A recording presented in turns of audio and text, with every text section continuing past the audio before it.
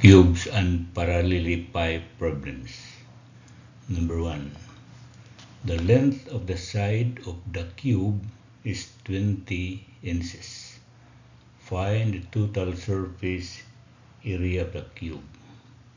So your solution,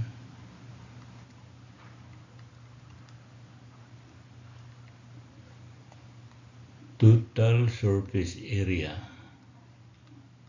equals to 6 times 20 times 20 equals to 2400 inches square.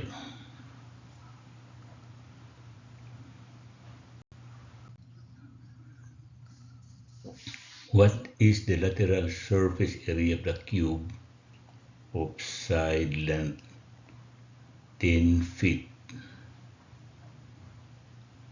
Solution, you have this one.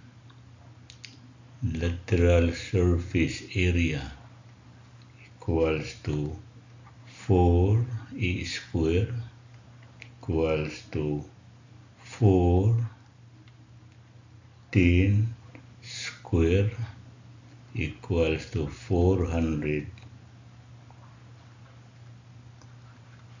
feet square.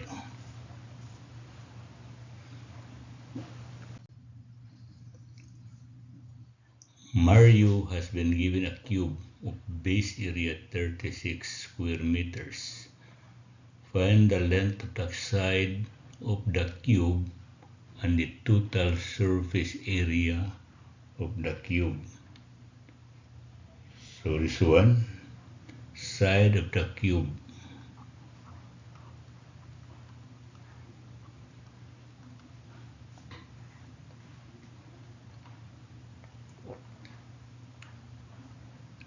A side is so is equals to square root of 36 or simply equals to 6 inches a meters. So for letter B, total surface area equals to 6a square equals to 6 times 6 square equals to 216 meter square.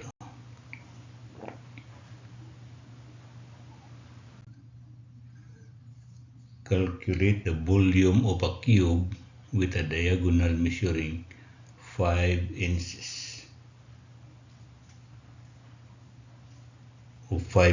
So your solution, volume equals to d over square root of 3 of this one cube equals to d cube over 3 square root of 3 equals to 5 cube over 3 square root of 3 equals to 24 inches cube.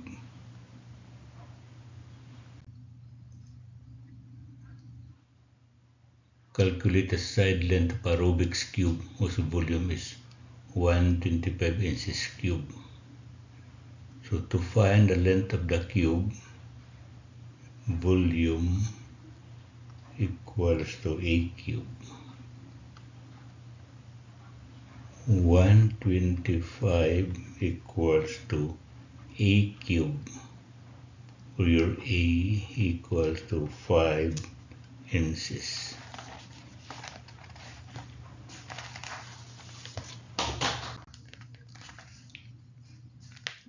If the base face of a parallelepiped has opposite sides measuring 12 inches and 14 inches and its height is 10 inches, find the lateral surface area of the parallelepiped. So your solution, lateral surface area equals to 2 times 10 times 12 plus 2 times 10 times 14 equals to 2 times 120 plus 20 times 14 equals to 240 plus 280 equals to 520 inches squared. A gift is packed in a rectangular box of dimensions 12 inches, 8 inches, and 12 inches, and it needs to be wrapped with gift paper. How much gift paper is required to wrap the gift box? So your solution would be, so total surface area should be equivalent to 2 times 12 times 8 plus 2 times 8 is 12 plus 2 times 12 times 12. This one is equivalent to 672 inches square.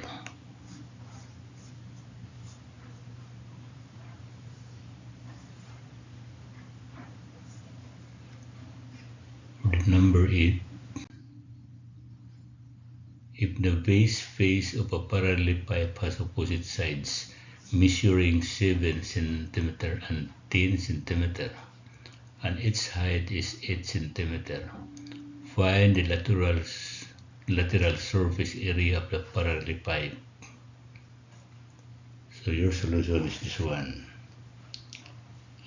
Lateral surface area equals to 2 times 8 times 7 plus 2 times 8 times 10 equivalent to 16 times 7 plus 16 times 10 equals to 272 centimeters square.